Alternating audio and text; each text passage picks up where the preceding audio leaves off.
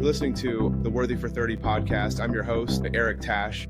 This is the show that helps you find more meaning in your work by inspiring you to give back or find impact, but even just a little every week.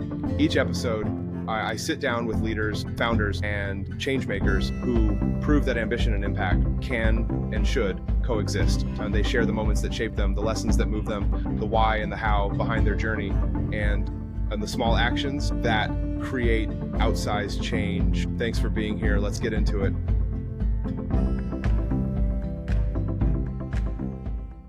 Welcome back to another episode of the Worthy for 30 podcast. I'm your host, Eric Tash. With me today is Rachel Doyle, the founder and CEO of Glamour Gals Foundation, Inc. Again, using the full formal legal name. One thing, the way that I like to introduce Rachel, most people at 17 are focused on school, friends, maybe college. Rachel was quietly building what would become a national nonprofit, proving that age has nothing to do with impact or leadership.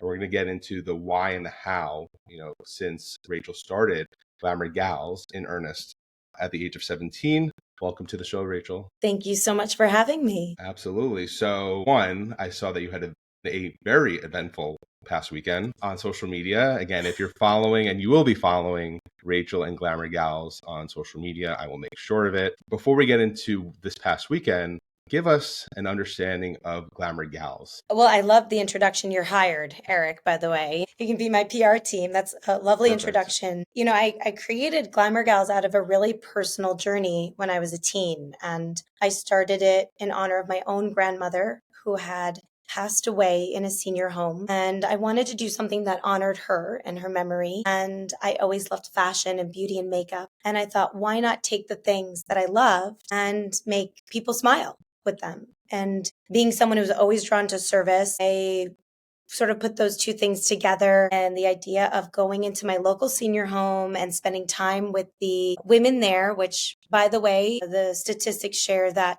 women outnumber men. I think it's 7-1 or 8-1 in care, by the way. So if we assume women, it's not just women, but the majority of people in care are women. And I brought two friends from homeroom, pretty much bribing them on, oh, you can get school credit for this. Don't you like makeup? And don't you need hours to graduate? Something to write about. I just tried to find anything that would pull people in. But the beautiful thing was, after that first Glamour Gals makeover of going into the senior home, sitting with a senior, holding their hand, connecting with them through conversation, meaningful embrace, and our complimentary beauty makeovers, it was after that first makeover with those two friends from homeroom where they turned to me and said, hey, when are we coming back? And that was the first time in my thoughts about doing something like Glamour Gals that it was more than just this one-time thing. And now fast forward 25 years, you mentioned an exciting week and weekend. It was definitely a week and weekend this week. Okay. We're celebrating 25 years, and those 2 or 3 friends from homeroom have now grown into a national movement that spans North America, and in even some of our more recent programming globally through our My Dear Friend programming, to reach the lives of seniors and really empower young people, teens in high school and college, to find the leader in themselves through intergenerational service. Intergenerational service. So again, at the time, you wanted to honor your grandmother who you were close with, who passed away in a senior center. What's interesting, and again, this is just an immediate thought, is there are a lot of different ways you can honor a grandparent, right? I was very close with my grandmother, but my first instinct, I don't know if it would be going to a senior center and again spending time. So how did the insight of connecting young person to senior really come to mind? And then being that entrepreneur that you are, 25 years later, how did you connect those dots? I think I was always drawn to service. So, I was part of every club. I played every, musical instrument. I was in all those different kind of cliques and groups. But what I noticed in service was that it was walk a walk, collect a can, collect a check. I'm dating myself when you ask your parents for a check, And I loved the idea of the human connection, the idea of being able to sit down and spend time with someone. And I used to, on the weekends, play around with makeup with friends, and we do like Kevin Aquan books where we would give each other makeovers. And I just saw how much people enjoyed that pampering. I mean, if you look at the beauty parlors, people getting their nails done, their hairs done, they do that on a weekly basis. And as you age, maybe, that sort of cadence of things that you want to do maybe doesn't change, except for the fact that it's not, you don't have that opportunity to do that anymore. So it's not that you don't want that in your life. It's just that you're now in a place of care, especially older people, and you can't go into the community and have those. If you've ever entered a beauty shop or gone to get your nails done, it's like you're talking about the gossip, you're spilling the tea. And there's this like really great atmosphere that there's an intimacy in the moment between two people where there's an element of touch, someone holding your hand or touching your face if you're getting a manicure or a makeover. And I loved how it made my friends feel when we would do makeovers. And it just was like this perfect moment of combining like, oh, I want to do something to make a difference in the lives of seniors. And I'm like, what's closest to me? And in my life, it was taking those things that I was passionate and relevant to me and my friends and saying, well, why don't I start there? And it was really a simple idea. Now, I can say at the time, I don't know if you'll remember this because you might not be their core demographic. There was like a company called Glamour Shots in the mall. You would go to the mall and you would bring a loved one or your family and you'd get like all dolled up and they would take pictures. And I remember years ago trying to do that with my grandmother. At the time, she lived across the country. I grew up in New York. She lived on the West Coast in Nevada. And when we went to visit her, we tried to bring her to do that glamour shot. And when we found out the price and what it entailed, my family, we had to politely decline. It just was not something we could afford or do, and we didn't do it.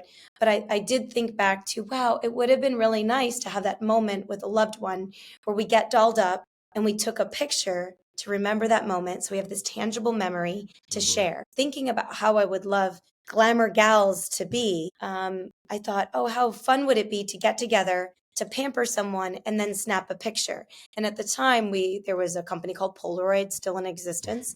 So we would take a Polaroid after the makeover, and the senior would be given the Polaroid as a tangible memory. So it really was this combination of like circumstance, excitement, and maybe just the person who I was and who I wanted to be, that I was excited to fill my time making other people smile. It was something that I personally felt really gratified in doing. And I thought that maybe other people would be too. Yeah, no, it's super impressive. At 17, I was thinking about college. I was, putting some money in my pocket, waiting tables or bussing tables. Not to say that I didn't like Yeah. babysit every Saturday night, Sure. but I think for me, early on, now I can reflect 25 years later, I definitely felt like I had a sense of purpose to do something more than, maybe what was in front of me. And it's kind of silly when I was 17 to say that out loud. But now, 25 years later, I feel like I can reflect back and recognize that moment in myself where I trusted my gut. And I said, you know what? Like, I'm going to do something that I don't see is happening around me. And like, this is the right thing to do. And even though the path is not charted, like, I should just keep doing this because it feels right. So I think I trusted a little bit of my intuition about what was right, and not feeling, and definitely putting myself out there to be judged, or this could be a total, failure, Right. if I tried this. And I did. So You did, and here you are 25 years later and counting. Well, I was going to say, yeah, you could play Monday morning quarterback. Let's say the epiphany didn't happen at 17. At 27, would you have done the same thing? Would you have acted the same way? Would you have gotten friends together and gone to a senior center and thought of, this beauty makeover and connecting with a senior who may be alone? Because it's very interesting what you're touching on, and again, it's very prophetic actually, is that now after COVID, as you know, because you are doing this every day, loneliness is a huge epidemic. Can you speak to the impact that Glamour Gals is having on combating loneliness? I'm so glad you brought that up, because for the first 20 years of existence, would stand on a soapbox in front of groups sharing about how corrosive isolation and loneliness was, and it still is, for people, and especially seniors in care. Pre-COVID, 60% of seniors in care were not visited. And I think it Wow. felt really foreign to people. I'd have to do like a lot of explaining about how that can lead to major health and just mental, like everything. I mean, it's all there. I think the New York Times writes an article about this now weekly, the silent epidemic of loneliness and isolation, and COVID changed all that. I mean, it changed everything for us to the Mm-hmm. extent of within 7 days of recognizing there's something larger going on in the world, and we press pause in our programming knowing that we serve seniors who are really fragile and something is going around, and we need to press pause and say, you know what, we need to reach out to our seniors and our teens and lean in to make sure they know that our mission is here to support them in those connections, and we are not letting them go. So we literally pressed pause, said, hey, how's everybody doing? How can we help you? And how can we move forward? And within 7 to 10 days of doing that, we already had new programming up and running that was Mm-hmm. what you would deem COVID safe. And that was our My Dear Friend card writing campaign. Because at that moment, it was very clear to us as, I think, not even just a nation, as a world, that the only way to reach a senior in care was to slip a card or a piece of paper underneath a door frame. Mm-hmm. And to this day, when I say those words, it still gives me chills thinking about that was the normal for seniors. And what it changed is not just in our 20th year of programming, we weren't just thinking, should pink be our signature color? It was literally like recalibrating how we deliver service. And how I've always approached Glamour Gals is a very entrepreneurial eye and with a lot of agility, in that we are Mm-hmm. here to serve the teens and seniors, and that if there is a way to serve, we find it and we do it, and we did. And during that time, there was a huge shift in people's ability to understand and now feel literally firsthand how Mm-hmm. incredibly detrimental loneliness and isolation is to anyone. And it was that shift after that, even and helped us to reach, I think, even more people with the new programming, that people Mm-hmm. just, it was innate. They felt it, for people who, I mean, our hardest demographic to reach was maybe like men in their 30s. And all of a sudden, I was getting on Zooms, and they were the first to share amongst their peers and colleagues how incredibly important it was that they were a part of our mission at Glamour Gals. And it was incredible to see the shift. To see the shift, right? And talk about trusting your intuition, right? It started when you were again 17. Fast forward to something that hopefully is a once in a lifetime upheaval, but being able to trust yourself, trust your gut, listen to your gut, saying we still need to do our best to reach these seniors, a lot who are Yeah. isolated. That says a lot. That's a huge testament. So before you get into the actual, like you already described the pivot, but explain the programming. You mentioned teens, you mentioned pairing with senior centers. It's a national nonprofit. It's a global nonprofit.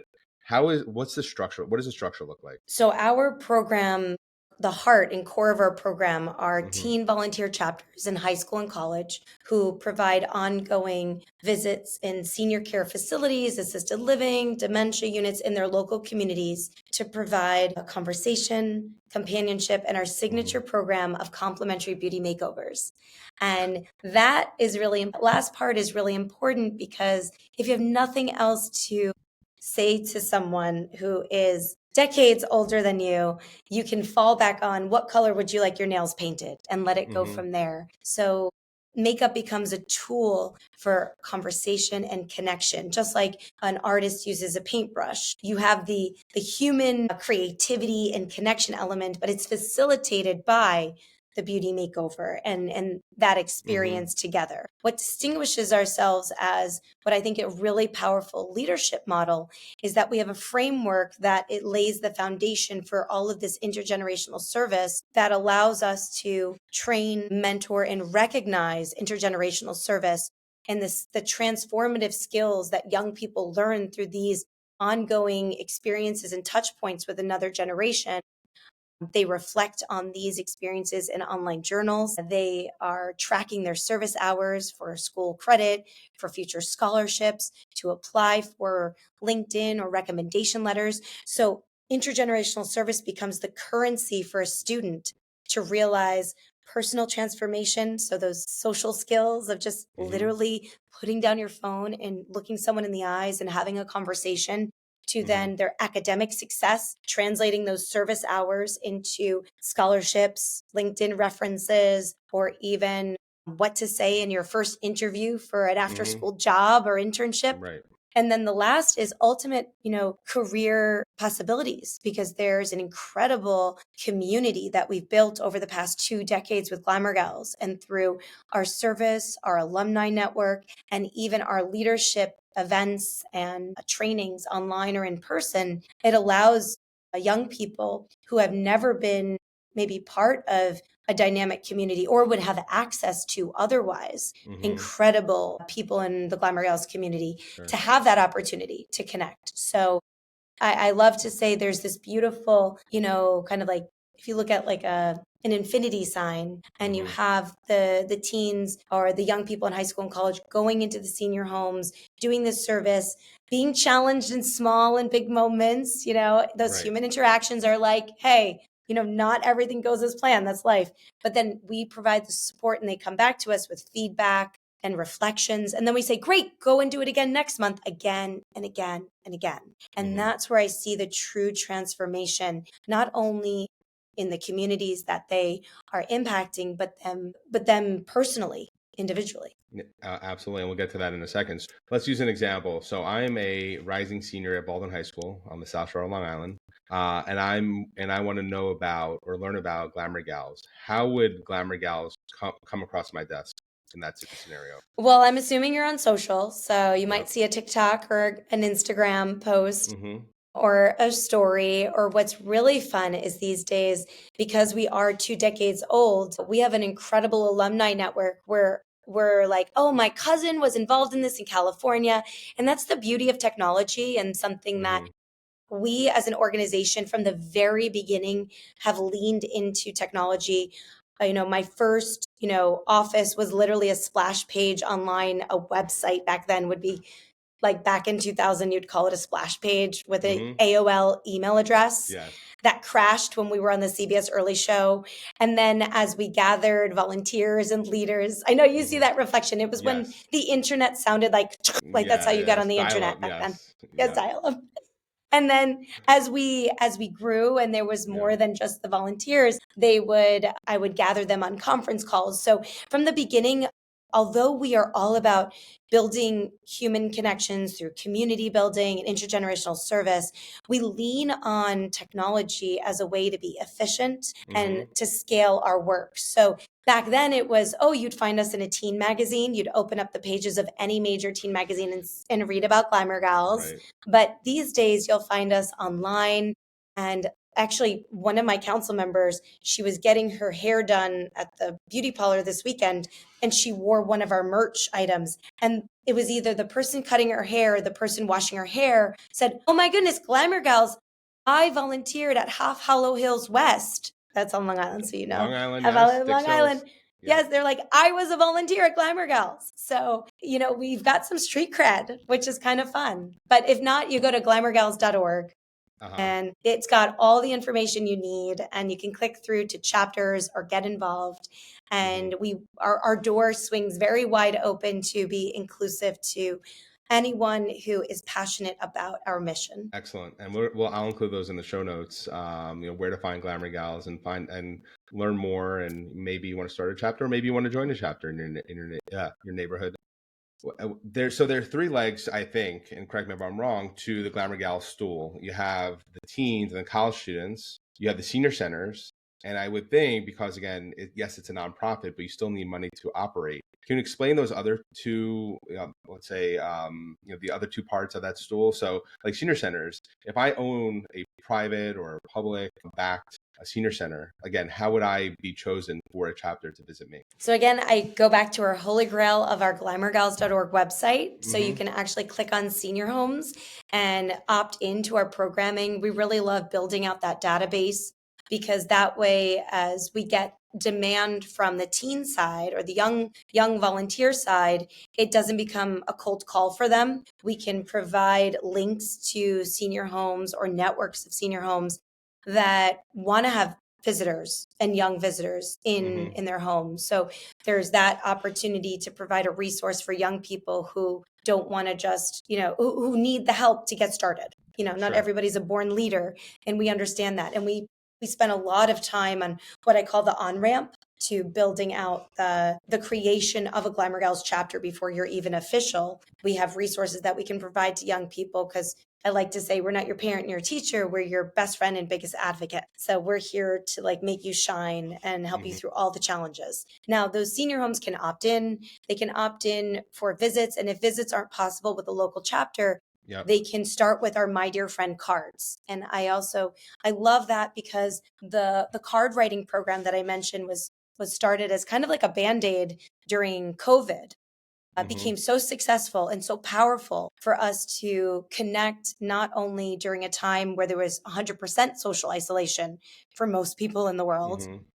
Afterwards, it was an incredible community builder among professionals who are not starting Glamour Gals chapters and maybe don't have the time to volunteer in a local senior home to continue the card writing. And as a first touch point and as a way to give some sort of tangible acknowledgement from the outside community to the senior homes and to the seniors. And the way we organize it is to allow people to know that this is part of a bigger movement than just those 75 cards or 250 cards going to that senior home. So we welcome them in. Many like to celebrate our volunteers when they are officially a chapter. So I randomly visited a makeover. I mean, it was years ago. We were up for actually the Manhattan Institute Award. And I just said, let's drop into this makeover in Brooklyn and Cobble Hill.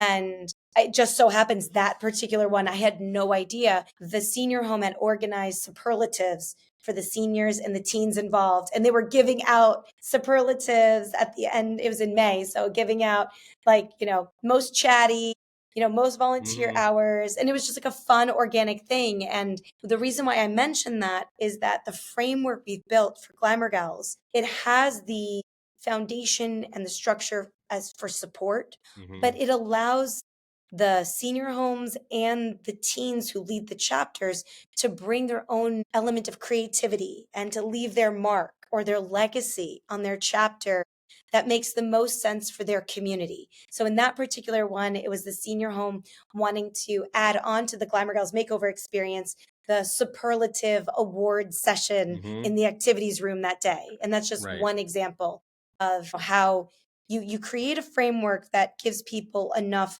comfort and support to do the service, but then it inspires and allows them to elevate the work, to stay a little bit longer, to add their own creativity onto that and provide them with the space to reflect and share that with us. Gotcha. So the entrepreneur to the entrepreneuree, giving you some latitude, giving that chapter some latitude and flexibility to put their thumbprint on how they interact with senior centers. You'll see mentorship is a huge component through not only our programming with our volunteers and how we almost approach the teen leaders and how we inspire them to then interact with their peers. Because one day they're like, oh, I'm just a volunteer. And the next day they're chapter president leading their peers and trying to make those transitions in leadership.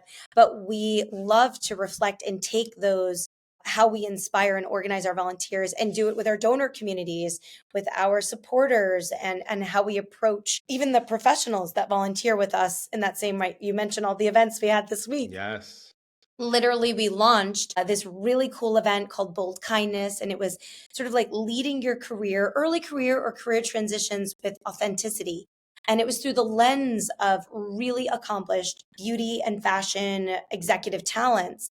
And we welcomed in our professional community to sort of get a taste of what we bring in terms of our leadership style to our teen volunteers. We opened that up to our young professional network and our actually senior executive professional networks. We had CMOs and presidents and founders and CSOs at the event speaking. And it was just wonderful to just kind of see that realization of, you can talk about mentorship in all facets, but then to really realize it with 150 people at HSBC in Manhattan with all this like senior executive talent. You can check out LinkedIn for all those posts, which is really fun to see. Check out LinkedIn. Yes, absolutely. And we were connected, Rachel and I, through Stacy at 6degrees.org, 6 Degrees of Kevin Bacon, which is a nonprofit helping nonprofits, tell their story in a very remarkable and engaging way. So that other part, which you've hinted at, which is the corporate side, and there's the donor side. So I'm unabashed when I say I've spoken to a lot of founders, a lot of CMOs on this podcast who are looking to make an impact in this world while, of course, being professionally ambitious. How can this community really help Glamour Gals with connecting brands to your mission? Well, thank you for that. As a founder, you can't, you have to go direct in and ask for the things you need. Absolutely. I think I, one point was toying with a book name like Operating on Zilch or something, or that was like somebody took that. It was sort of like when your bottom line starts with zero. Like literally, I started this when I was 17. My mom was a kindergarten teacher. My dad worked in the mental health field. So my business network was really limited to literally the yellow pages and cold calling. And I had to make things happen. I mean, I had my mom's minivan. She was always willing to drive me somewhere, but to make business side happen, there was a lot of work that went into that. So an acknowledgement to all the founders and people wanting to create here and today and listening in, and that recognizing there's an incredible amount of sacrifice and hard work it is to build something from zero. And I will give unsolicited advice already about just make sure it's not just something that is you really want to do it, but there's a demand there, because something can be really nice. It can be really like you think it's a great thing. But when you put it through the lens of a true business plan, just make sure that there is a demand for it and make sure that you have looked at the competitive environment. So I'm going to put that advice over to maybe our second part of the conversation we're maybe leading into and go back to, okay, what do I need? Yeah. What do you, so what I do you, what are you appreciate doing? that. Yes, absolutely. Yes. So we're at a point now over the past year that I've created a 5-year strategic vision plan. And it is about growth. It is about leaning into our alumni and using technology and engaging new sources of funding. So inviting corporations to collaborate in a robust programming that we have. So in terms of touch points, actually just this past weekend at our Glamour Gals Leadership Training Institute, it's 25 years of training. We actually, Stacy Houston of 6degrees.org presented her craft method with 160 students. So there's this incredible personalized touch point we have that can reach demographics that are really key to marketers or corporations, but in a really authentic way and through service. We invite companies that feel like if they have a brand alignment with Glamour Gals, we are so excited to connect with you, not only on an external, marketing campaign to realize service for our volunteers with the resources and just a little bit of cachet of, having that third party validation for our teens. But I also want to welcome people into a very robust CSR of employee engagement and community building that we've created through our different programs that has been scaled globally, where we are able to connect. We've had an incredible track record over the past couple of years of connecting with companies and allowing them to activate not just on a national scale, but a global scale with Glamour Gals, and feeling a connection with our program, even when their community has, office community is ripped apart by hybrid or fully remote working. We're able to apply our service program into their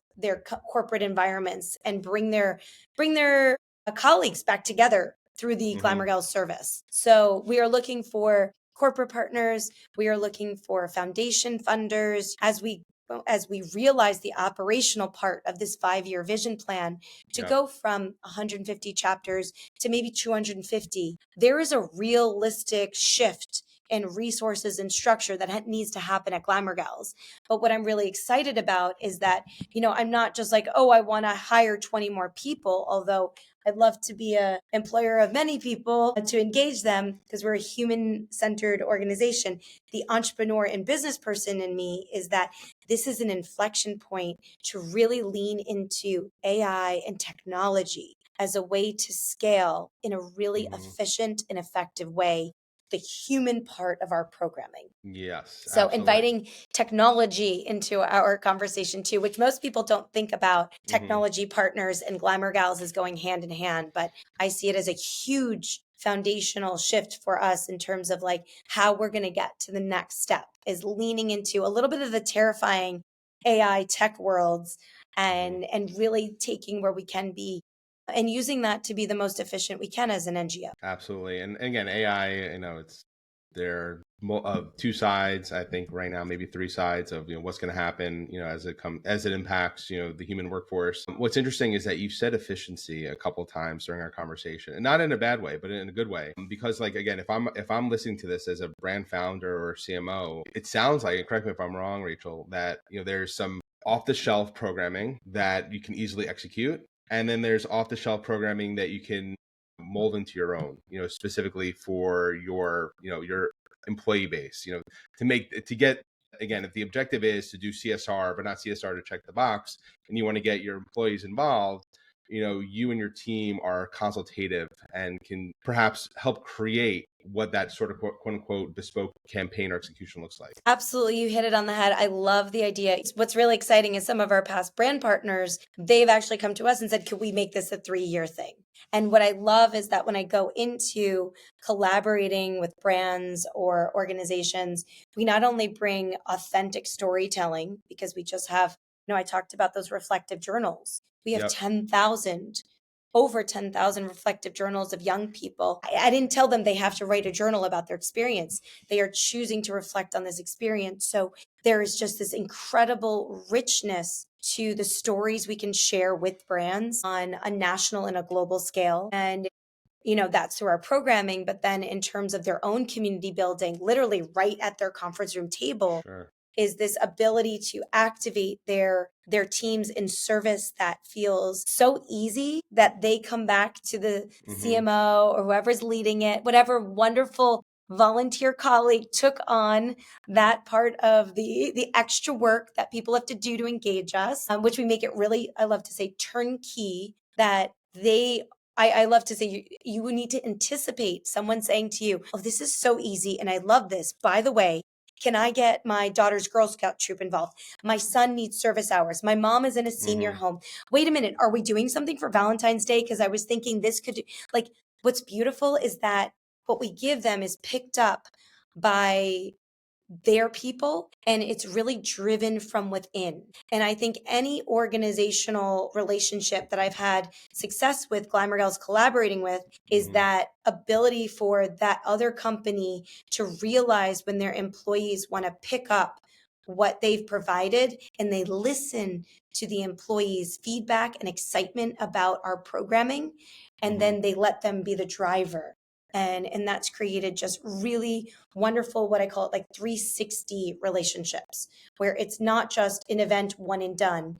It's followed up by an opportunity for them to activate locally in their community or to then participate in something that relates to their work cadence, if it's expertise or something to do with colleagues. And then, of course, there is definitely the funding piece because, when I talk about these turnkey events, whenever a company activates with us, those funds allow us to provide almost the same level of activation and turnkey event planning with our companies, with our chapters, with our volunteers all around the country, complimentary. So there is never a financial barrier to our work for our teen volunteers and the seniors who can benefit from our work. And that's excellent. And then, playing devil's advocate, do you ever get pushback? Like, pushback in the sense of like, why are we doing this? Or why, for instance, like I'm the CMO of, and I'm managing a, pretty robust P&L. And I'm like, yeah, I know it's good internally, but externally, we need to focus our efforts on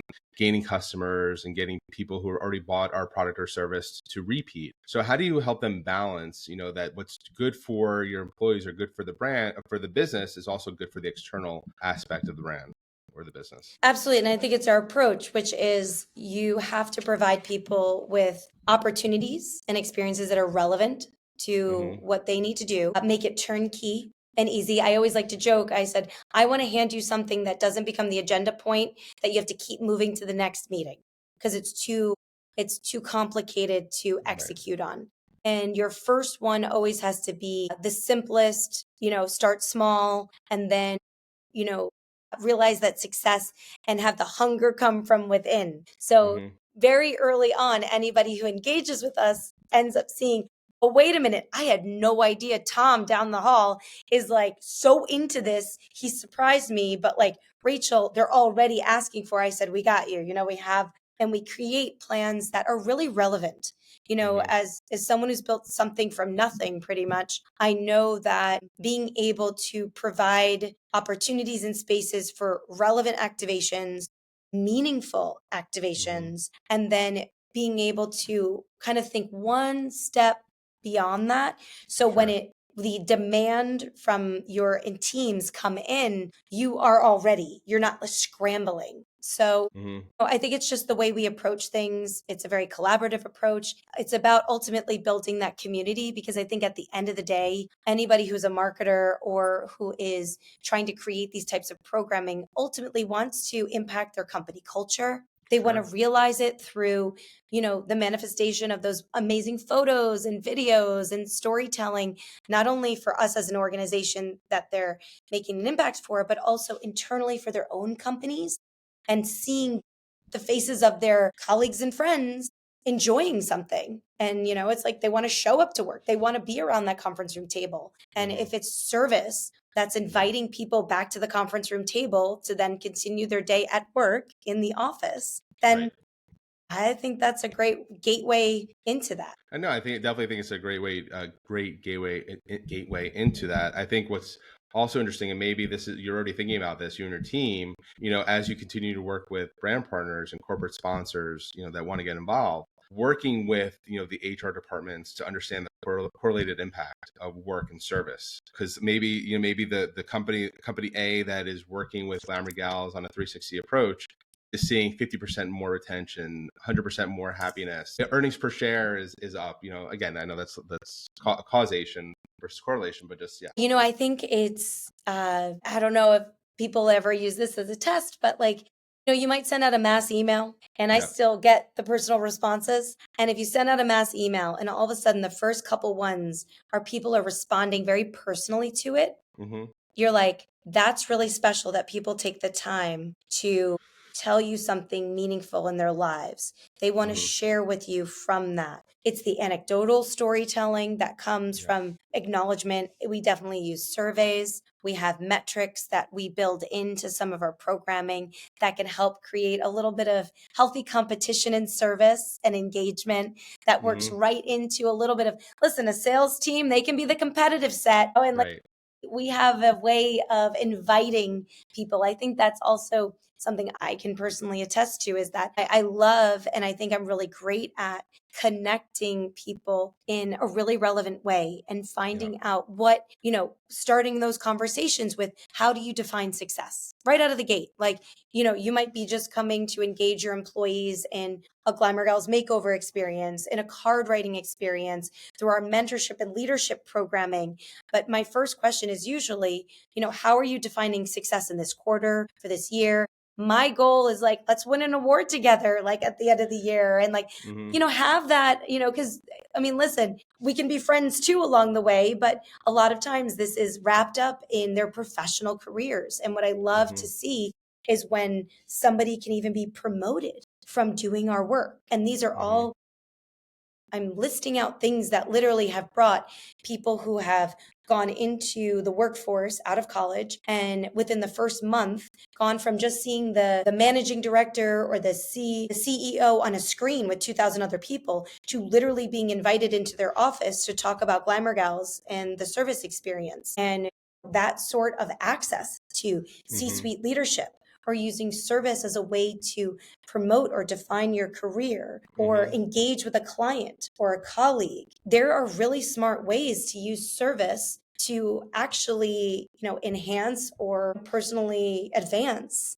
your professional careers. And Mm-hmm. it's exciting to like see that. It is exciting to see that because it's not just, updating a LinkedIn profile. It's actually, tangible. Yes, it's anecdotal, but tangible impact of, here are some of the leadership or the leadership, attributes or skills that I acquired, through my time with Glamour Gals. Because again, it's not a done in a vacuum. If you start in high school, I imagine there's a high likelihood that that person is going to continue or through college or going to your point about the beauty parlor, going to talk about at the beauty parlor or the barbershop, people are talking about the tea, what's happening, the current events, having that proactive referral without you or your team involved, which is pretty extraordinary. I think it's the powerful, you see the power in when you create something Yep. that people need, not just want, but there's a demand and there's a need for it. It is ingrained in people's lives. I always see Glamour Gals as almost like a lifestyle, a choice.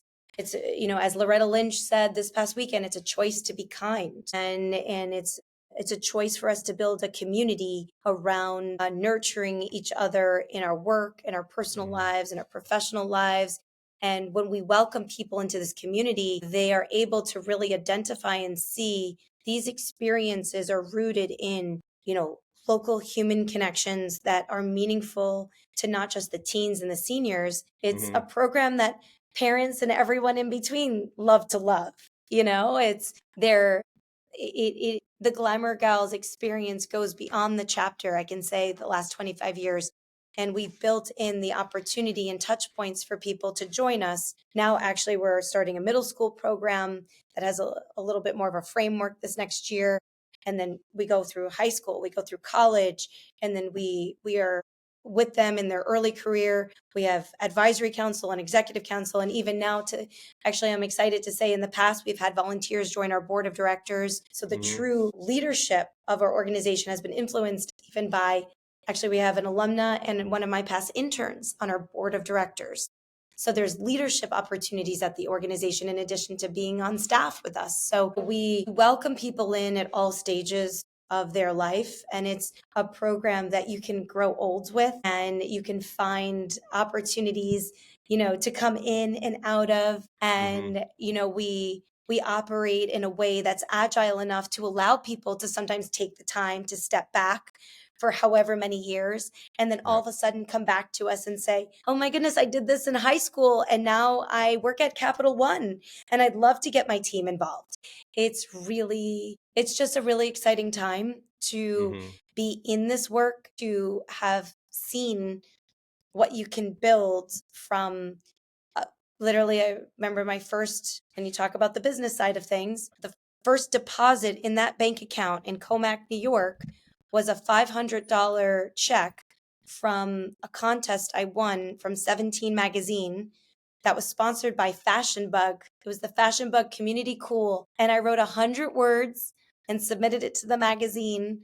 And I won. And that was the first, I guess, I wasn't even an NGO back then. So I remember writing to the CEO of Fashion Bug being like, don't worry, I'm depositing this check. And if you need to know how I spend it, you just ask me.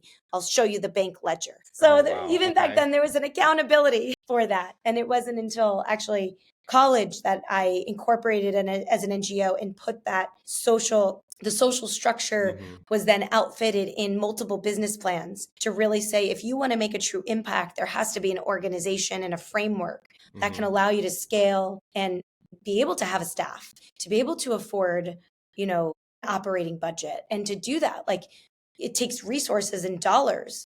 You need someone there to answer the phone and be accountable to the work that you do. And there's a lot of work that goes into that too. Absolutely. A kindness is a choice. Do I agree with it? Oh no, I think I'm a decent human being where I think it's part of my DNA. That's why we're talking. This is the reason why we're having the show is, to talk to kind, very ambitious, very self-conscious about their impact people and leaders. So that, that's, super interesting. And then the accountability, I think, is definitely a choice. If you want to be accountable, it's your calling card. Absolutely. And, speaking about kindness, I think what was a really interesting reflection we actually had on Saturday was that it's a choice, because you can think about, oh, I want to be kind, or I'm a kind person. And we actually had volunteers stand up and share maybe when they regretted things. It was part of, I think it was actually part of Stacy's craft method, where we got to hear, and the volunteers took the phones.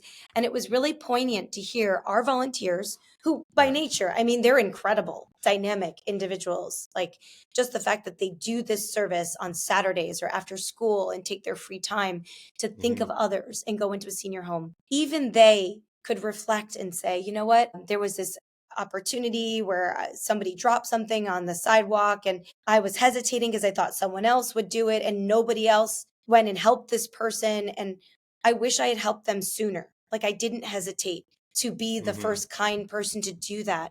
So I think this day and age, where everybody is being recorded and tracked and like judged in so many different ways, I think with that lens of a camera, I think it can sometimes be harder than you think to be actively kind, because you feel so monitored and judged.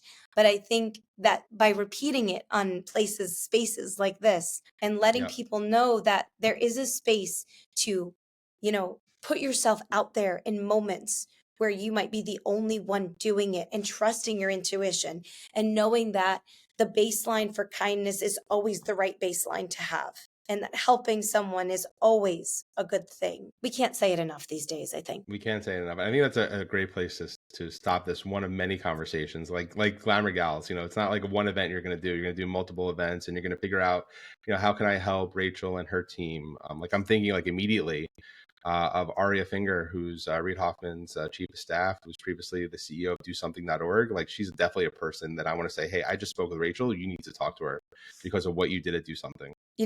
Just a quick note on that. Years ago, one of the first people I spoke to after I created Glamour Gals. So first order business was, somebody said, you got to get organized as 1C3. So I ended up calling law firms all over the city and just cold calling them and pitching Glamour Gals. And they were like, you know what, we can't help you. And I finally got one person at this big fancy law firm, and they said, you know what, listen, I went to college with this guy. He works at Legal Aid. Give him a call. And oh no, actually it's the opposite. I ended up calling the Legal Aid of New York City. And they said, you know what? Call my friend at the big law firm. Sorry, it's been a minute. And they're like, listen, call me back if it doesn't work out, but tell her what you do and tell her I sent you. So I called that law firm. I left that message. Needless to say, I didn't have to call Nick Lundgren back. Nick, if you're out there, thank you very much for the connection.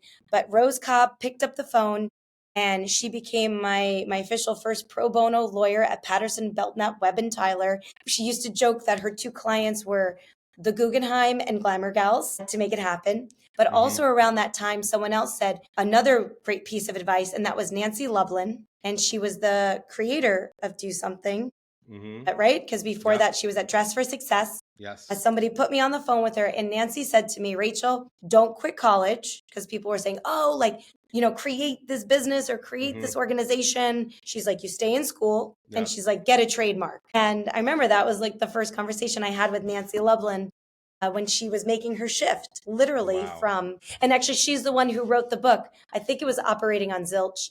And at the same time, it was, I was like, oh, Nancy, we're thinking the same things, because it was like, I had another funny little quip on like operating with $0 and how to make it happen. And, so it's just, the world is a small place, and I'll never forget that great piece of advice, or advices she gave to me. And I would love to be reconnected with them. It would be kind of a full circle moment. It would be, yeah, absolutely. Because I think when Aria was at Do Something, they did some sort of letter write. Again, this is like, my conversation with her was a couple years ago, but something on the scale of what you're doing with the Glamour Gals letter writing campaign. The My Dear Friend. Yeah. My Dear Friend. Yes. So I will talk to her. I will reach out to her. And there's some other folks that I'm thinking through. At the same time, this has been an incredible conversation, Rachel. You said something that's very true that I've tried to put into words recently. And it's, when someone is building something or creating something, of course you can look at LinkedIn and people crapping on people's aspirations. But at the end of the day, we are attracted to people who are working on something, who are building something, I can think of just numerous, more people than I have fingers and toes who are building something, and at least I'm one of many who are like, okay, how can I help? How can I advocate? How can I spread the good word? And I think you definitely have that similar, aura, similar way of approaching business. Is like you're building something that's bigger than you or bigger than one person, and it's important for people to lean in, even if you don't do anything, even though you listen to this conversation. This is believing in yourself, believing in your gut, again, believing in your intuition. But again, it goes back to what Kate from Luminary said when she started Luminary. What's the worst that could happen, right? I can go back to finance. Thanks to Nancy, you have a college degree that you can lean on. Again, if God forbid something were to happen to Glamour Gals, you'd figure something else out, right? You figure something else at 17. I think you'd be. When I left my job to take over Glamour Gals full time, I left my job saying, you know what? I can come back, right? If this doesn't work out in 2 months, like, would you float the Cobra insurance for another 2 months for me? And, I took a lot of calculated risk, and I'm someone who definitely leans into calculated risk. I did not quit my job to do Glamour Gals full time until actually I was reflecting on this with my dad to say, what has changed in the work or the business or the organization that gives me the ability to successfully make this transition? And that's probably one of the hardest conversations people will have with themselves when they want to move into that entrepreneurial space to create something, is literally saying, what has changed? What have I set up? And if there is nothing set up, then you got to keep doing all that you're doing, which is a lot of work. And it becomes more work when you leave the job, let's be honest, in doing that real honest work before to set yourself up to acknowledge that something's changed and you can make that transition successfully. There you have it. And, again, Rachel is a 25-year plus overnight success. So it does take a lot of work, to get to where you want to be, especially full-time as a full-time founder and entrepreneur. She's not, again, bashful with saying that. Again, it's a lot of sacrifice, a lot of sweat equity, goes into, building a global organization, a global nonprofit. So I'm going to include where to find Rachel, where to find Glamour Gals. Any questions, Rachel? What's the best way for people to reach out to you? Over social or on our website, glamourgals.org. We love to invite everybody in and be a part of our conversation. Excellent. Well, again, thank you for your time and insight and wisdom. You can't connect the dots looking forward, which is Steve Jobs' quote. You can only connect them looking backwards. So I imagine over those past, through those 25 years and perhaps this past week and weekend, you had some introspection. You were reflecting on, those dots that helped you get to where you are today. Absolutely. I feel like, Eric, we have like 4 more conversations we can have after this. I'm like so ready to talk about let's break down the entrepreneurial side and the business side. And, it's exciting to do that. I think both of us get excited about offering that sort of behind the scenes, real world, practical advice and next steps that allow other people to realize their dreams or even make their communities transform in just beautiful and impactful ways that make this world a better place to live in. There you have it. Again, the episode's going live this Wednesday. Again, Rachel, I appreciate your time. And yes, many more conversations to have, and maybe some surprised guest co-hosts as well. So, well, we'll see. Stay tuned, and thank you again. Thank you. That's it for this episode of Worthy for 30. A huge thank you to Rachel Doyle for sharing the remarkable 25-year journey of Glamour Gals, a movement built on kindness, connection, and the belief that small acts can change lives across generations. Before you head out, here are a few takeaways and suggested actions you can put into practice today. Key takeaways and action items. 1. Intergenerational service is powerful. Glamour Gals proves that a simple beauty makeover can spark conversation, connection, and healing, especially for seniors facing chronic loneliness. Action. Look for one small way this week to create connection with an older adult in your community. Call, visit, or volunteer locally. 2. Kindness scales when it's structured. Rachel built a national organization by pairing heart with process, clear programming, teen leadership development, and strong training systems. Action. If you lead a team or run a brand, create a simple, repeatable, way for your people to serve together. Make it turnkey. 3, corporate partnerships are a force multiplier. Funding, storytelling, and employee engagement help nonprofits grow, and it's mutually beneficial when done right. Action. If you're at a company, explore CSR or community service partnerships. Start by reaching out to a nonprofit your team aligns with. 4, technology unlocks nonprofit impact. From COVID-19 adaptations to scaling chapters nationwide, Glamour Gals uses tech to stay efficient and connected. Action. Audit one part of your business or nonprofit that feels manual or slow. Ask, what could tech automate to free up more time for impact? 5, leadership is choosing kindness and taking calculated risks. Rachel's journey underscores the courage to start young, stay consistent, and build with intention. Action. Identify one meaningful risk you've been avoiding. Send the email, pitch, the partnership, or start the community project. Take the first step today.